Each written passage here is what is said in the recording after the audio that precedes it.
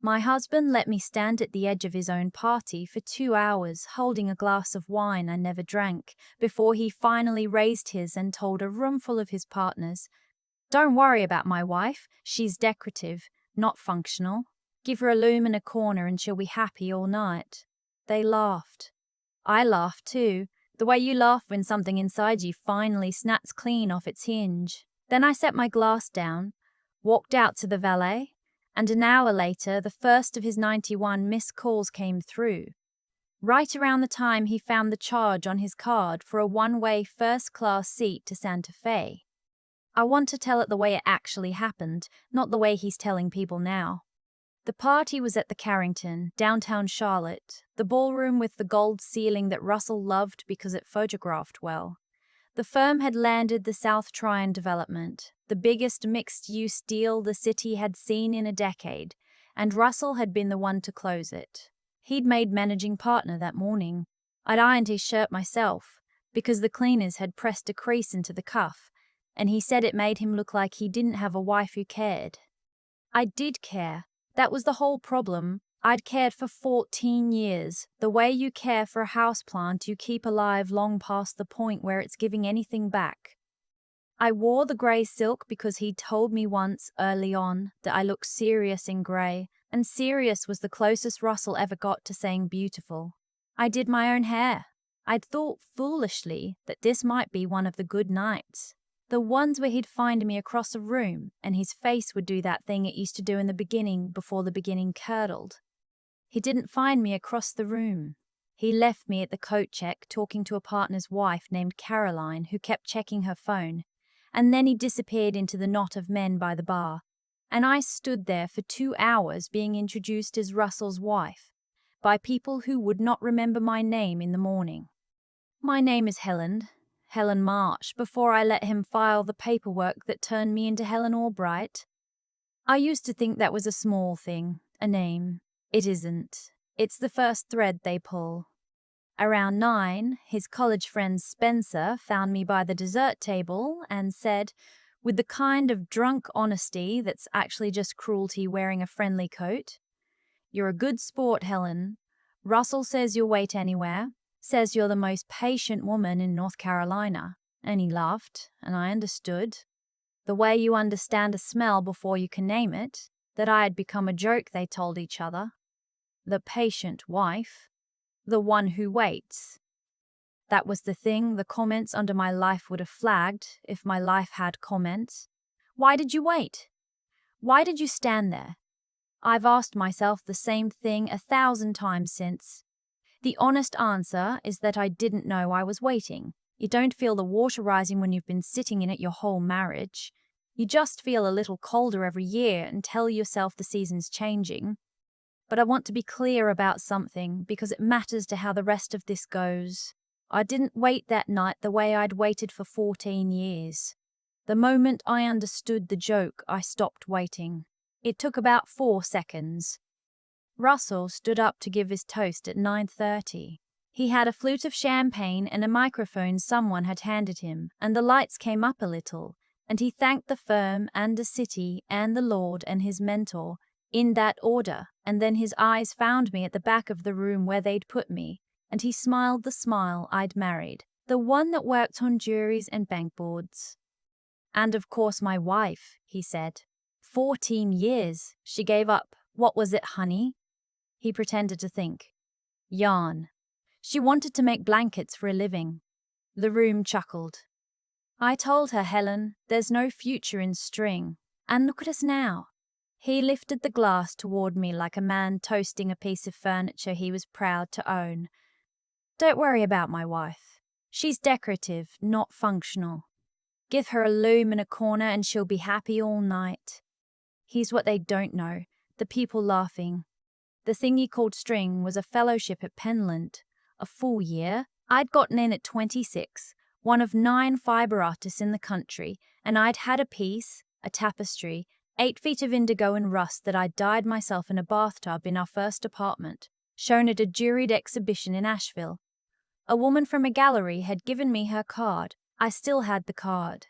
I'd kept it in the lining of a jewelry box for 14 years like a pressed flower, the way you keep proof that a thing was once real. I'd given it up because Russell got the offer in Charlotte, and it was only supposed to be 3 years. And then it was only supposed to be until he made senior associate, and then only until partner. And the loom went into the attic under a tarp, and I learned to make his dinners and host his clients and remember the names of their wives. So when he called at String, in front of a room of people who'd eaten the food I cooked and slept in the guest room I decorated and complimented the garden I planted, something in me didn't break the way I'd always imagined breaking. It didn't feel like crying. It felt like a window opening in a house that had been sealed shut so long I'd forgotten there was outside air. I smiled at him. I lifted my own glass back. The room loved it. See, she's a good sport. Then I went to the ladies' room, and I sat in the stall, and I took out my phone. I'm not going to pretend I had a plan. I had a feeling that had finally found a door. I opened the airline app first, before I even knew where I was going, the way you reach for a railing in the dark. And then I knew. I knew the way you know your own name when you've been asleep. Santa Fe. I'd been there once, the summer before I met Russell. A friend from school had a residency at a studio in the hills off Canyon Road, and I'd visited for a week and watched a woman named Beatrice Vega dye wool with cochineal and chumisa in copper pots. And I'd thought, with the certainty you only have at 24, this is the work I'm going to do with my one life. Beatrice had let me sit at her loom. She put her hands over mine and said the warp was the discipline and the weft was the freedom, and you needed both, or you had nothing. I'd never forgotten it. I'd buried it, but I'd never forgotten it. There was one first-class seat left on the 11:40 flight, connecting through Dallas, landing in Albuquerque at dawn. I looked at the price and felt the old reflex kick in. That's too much. Russell will say it's too much. We agreed I'd check before anything over 200. 14 years of asking permission to spend money I had helped earn. And then I thought about the card. When we married, Russell had set me up as an authorized user on his Platinum account. Not a joint card, his card, with my name embossed under his, for appearances, he'd said, so I wouldn't have to fumble with cash like a teenager at the country club. I almost never used it. He reviewed the statement every month at the kitchen table with a highlighter, and I'd learned not to give him anything to highlight. I knew it would leave a trail. I want to say that plainly because I've since heard every version of this story where the clever woman uses cash so she can't be traced, and I understand the appeal. But I didn't want to disappear. Disappearing is what you do when you're still afraid of someone. I wanted him to see exactly what I'd done, in his own statement, in his own highlighter ink. I wanted the trail. The trail was the message. I booked the seat. Seat 2A. I reapplied my lipstick in the mirror over the sink, and I looked at my face, and for the first time in a long time, I didn't see Russell's wife. I saw a woman named Helen Marsh who used to dye wool in a bathtub and had hands that still knew how. I walked back out into the party. Russell was holding court by the bar with Spencer and a developer named Hugh, and he saw me and gave me a little wave, the gracious lord acknowledging the help. I waved back. I even smiled. Then I gave my ticket to the valet, and I drove our second car, the one in my name, technically, though he paid the insurance and never let me forget it, to the house, and I packed a carry-on in 11 minutes. I didn't take much. 2 changes of clothes, my passport, though I wouldn't need it, my grandmother's silver thimble that I kept in a drawer and never used, and the gallery woman's card, soft as cloth now from 14 years of being kept. I left the loom in the attic. I'd come back for it, or I wouldn't. It had waited this long. It could wait a little longer than me. The flight boarded at 11:40. I turned my phone to airplane mode somewhere over Tennessee, and when I turned it back on in the Dallas airport at 2 in the morning, the screen lit up and kept lighting up. Russell. Russell. Unknown number, which was Russell calling from someone else's phone because he thought I might pick up. A text from Spencer. Hey, everything okay? Russell's freaking out.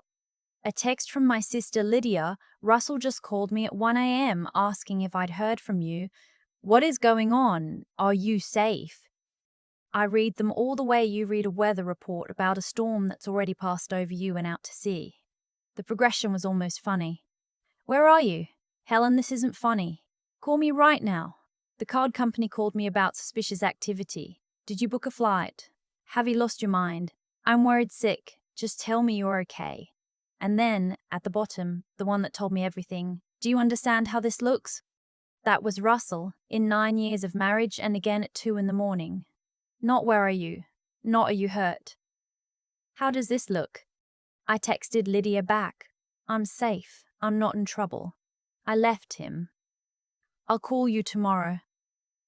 Please don't tell him anything. Then I turned the phone off again and sat at the gate and ate a terrible airport sandwich and felt my heart slamming and a smile I couldn't get rid of pulling at the corner of my mouth, and a woman across from me caught my eye and smiled back like she knew.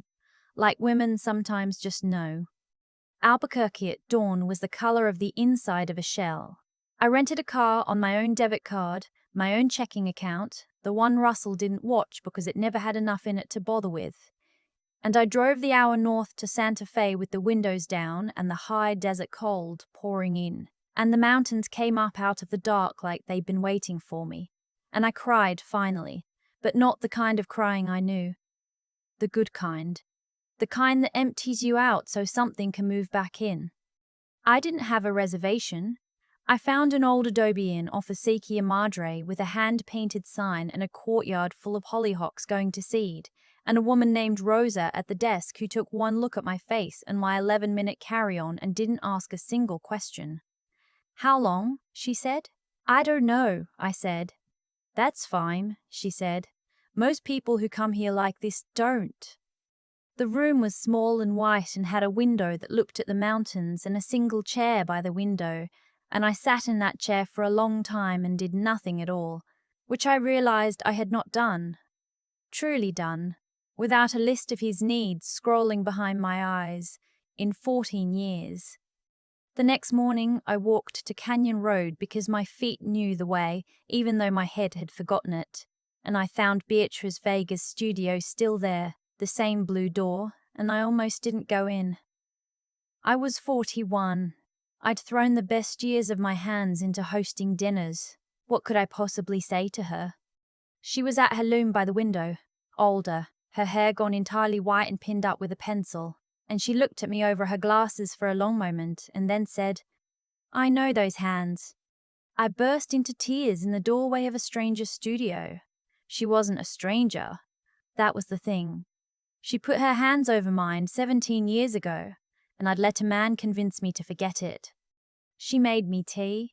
She didn't ask why I'd disappeared for almost 2 decades. She asked what I was working on, and when I said nothing, she said, Then we'll fix that. And she stood me up at a small floor loom in the corner and put a shuttle in my hand. And I want to tell you my hand shook so badly the first pass was a mess. The tension all wrong.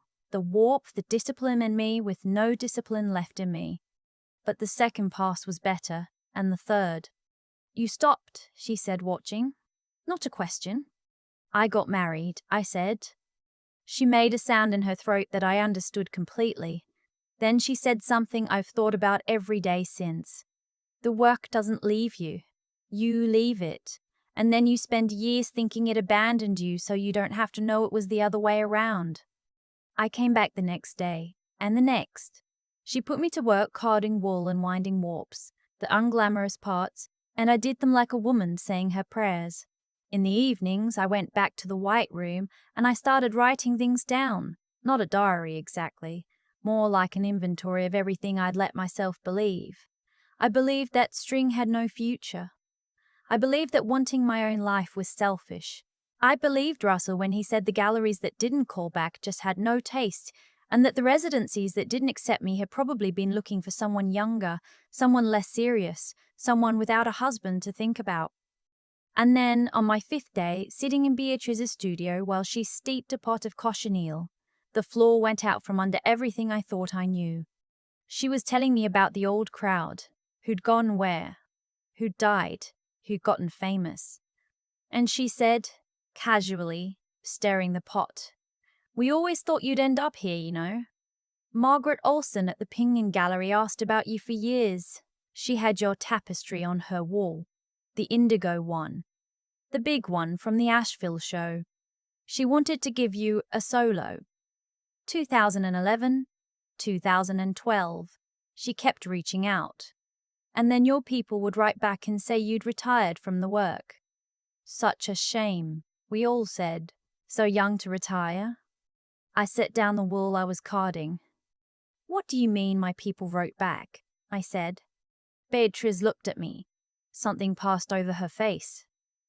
Your husband? She said slowly. He had an assistant, I think. Margaret dealt with someone. The emails came from your married name. We all assumed you'd had a hand in it. Helen has retired from fibre to focus on her family. That's what they said. We were sad, but people make choices. I want to tell you I felt rage in that moment. The clean, hot kind. I didn't. Not yet. What I felt first was grief, so total it had no bottom. Because the thing about a man like Russell isn't that he tells you can't. It's that he closes the doors so quietly you never hear them, and then he stands beside you for 14 years murmuring about how the world just isn't interested in women like you. He didn't break my legs. He told everyone I couldn't walk, and answered the door when opportunity knocked and sent it away in my name. I thought about the gallery card in my pocket, about the residencies that had never written back, about the time 8 or 9 years ago when I'd mentioned wanting to take a weekend workshop in Asheville and Russell had spent an entire dinner explaining gently, reasonably why it was a waste of money, and I'd ended up apologizing to him for bringing it up. How many doors? I would spend the next months finding out exactly how many. That night I called my sister from the inn's landline because I still didn't want to turn my phone on. "Ah, thank God," Lydia said. "Helen, Russell's been telling everyone you had some kind of breakdown. He told Mom you've been depressed for years and you maxed out his cards and ran off, and he's worried you're a danger to yourself." "I'm not depressed," I said. "I'm awake. There's a difference. I think I forgot the difference for a long time." There was a silence on the line, and then Lydia said in a smaller voice, "We saw it, you know. Mom and I. The way he corrected you in front of people. The way you stopped having opinions at dinner. You used to be so loud, Helen. You used to argue with Dad about everything, and then you just got quiet. We talked about saying something. We were scared you'd pick him." "I would have," I said. "Back then. I would have defended him to your face." "I know," she said. "That's why we didn't." I asked her what he was telling people about the money because I knew Russell and I knew the money would be his whole defense. And she told me he was saying I'd fraudulently used his card, which made me laugh out loud, because I was the authorized user. My name was on it. You cannot defraud a card you are legally permitted to use. He knew that. He just needed a story where he was the wronged party and theft was cleaner than the truth, which was that his wife had heard him call her Decorative and gotten on a plane. Here is the part I'm not proud of, and the part I'd do again. I called the gallery, the Pinion. Margaret Olsen had retired, but the woman who answered, Joan, said the name Helen Marsh and went quiet, and then said, "The Indigo Tapestry. We still talk about that piece. Margaret tried to find you for years." And I said, "Margaret found me. The emails she got were not from me." The next week I drove to Margaret Olsen's house in Tessouk, a low adobe with a garden full of bee balm, and I sat at her kitchen table and she pulled up the old emails on a laptop, squinting through reading glasses, and there it was. My married name. An assistant who didn't exist. "Helen has decided to step away from her practice. Helen thanks you for the interest but is not pursuing exhibitions at this time. Helen has retired. 6 emails over 2 years. Polite, final, each one a door pulled gently shut while I stood on the other side wondering why no one ever knocked. Russell had a real assistant in those years, a woman named Caroline, not the one from the party, a different one, who'd left the firm acrimoniously and whom I tracked down through a mutual friend. She remembered. Of course she remembered. He dictated the emails to her and told her it was a sensitive personal matter, that I had anxiety and the rejections upset me, that he was protecting me. I always felt bad about it, she told me on the phone. But he made it sound like he was doing it for your health. I was 24. I didn't know. I wasn't angry at her. She was 24 and a man twice her age told her a sad story about his fragile wife. I'd been that wife. I knew exactly how convincing he could be when he was kneecapping you for your own good. I asked her if she'd put it in writing. She did. So did Margaret. I built a folder, the way you'd warp a loom, thread by patient thread, and I didn't know yet what I'd weave with it, but I knew I'd need it. Beatrice gave me real work in the second week. A commission of hers had come in too large for her hands alone, and she split it with me. A series of panels for a hotel in Taos, 6 feet each. The kind of job I'd dreamed about at 24.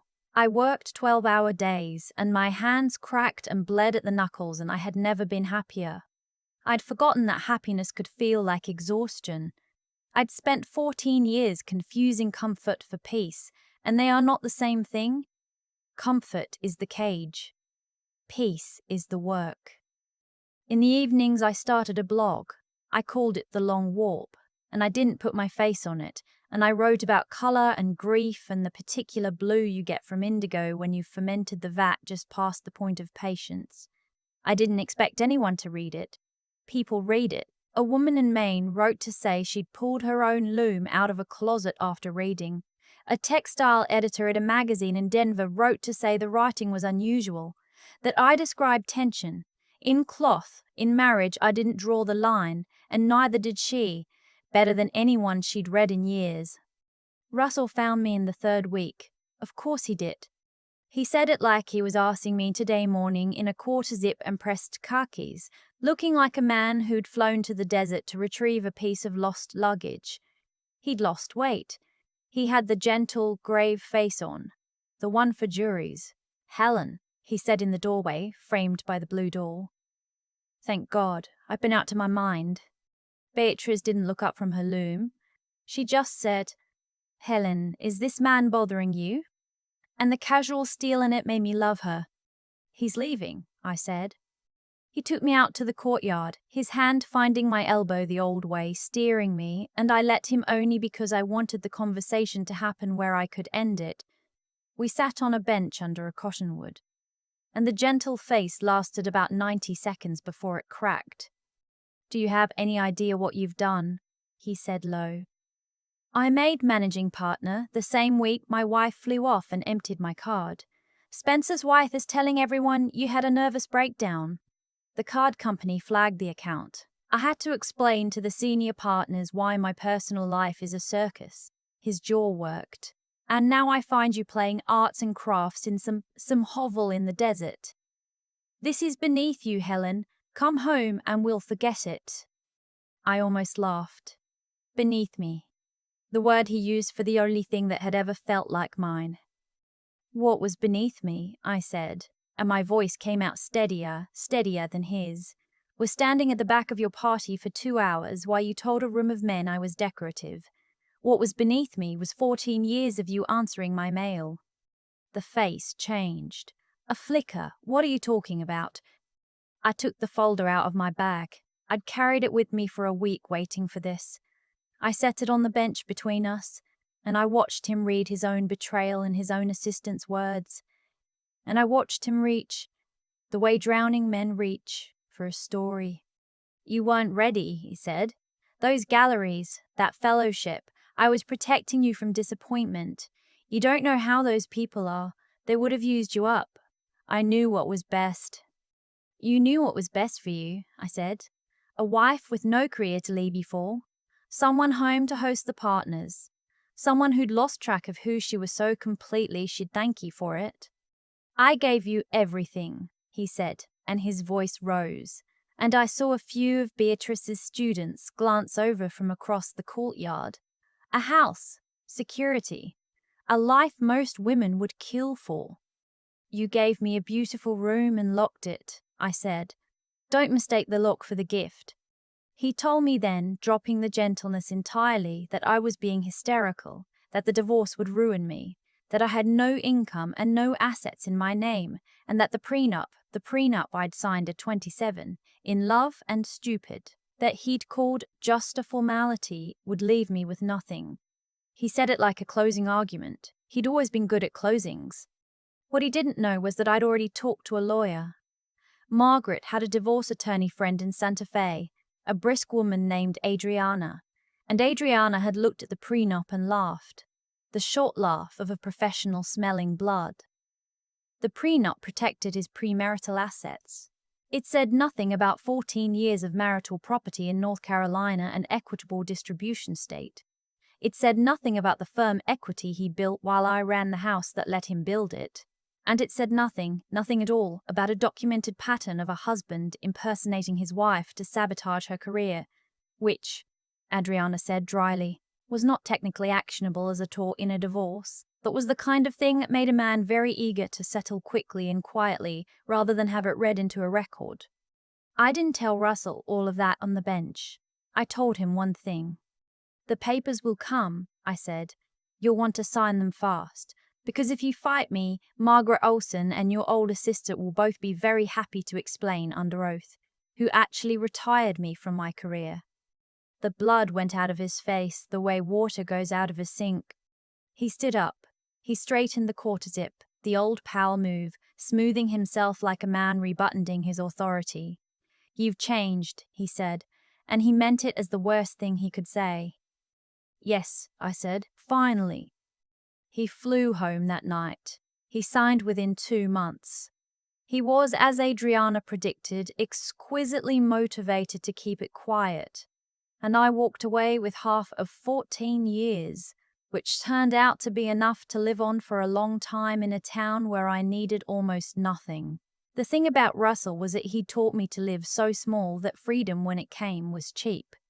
The magazine in Denver ran my essay, the one about indigo and patience, and then asked for another, and then offered me a column. The hotel in Taos hung the panels, and a designer who saw them commissioned 2 more rooms. Margaret Olson came out of retirement for one last show, and she gave me the solo she'd been trying to give me for 14 years, and on the wall, in the place of honor, she hung the indigo tapestry, the 8-foot one from the bathtub, which she'd had in storage the whole time, which she'd kept like I'd kept her card. 2 women holding proof for each other across a marriage neither of us knew about.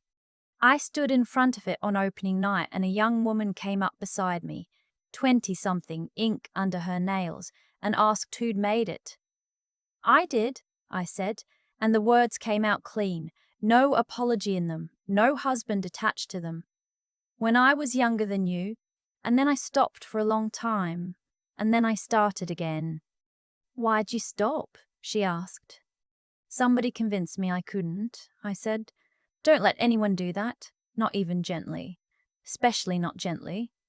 I live in a small house off a Secchia Madre now, with a real studio, north light, 2 looms, and hollyhocks I planted myself that come up taller every June.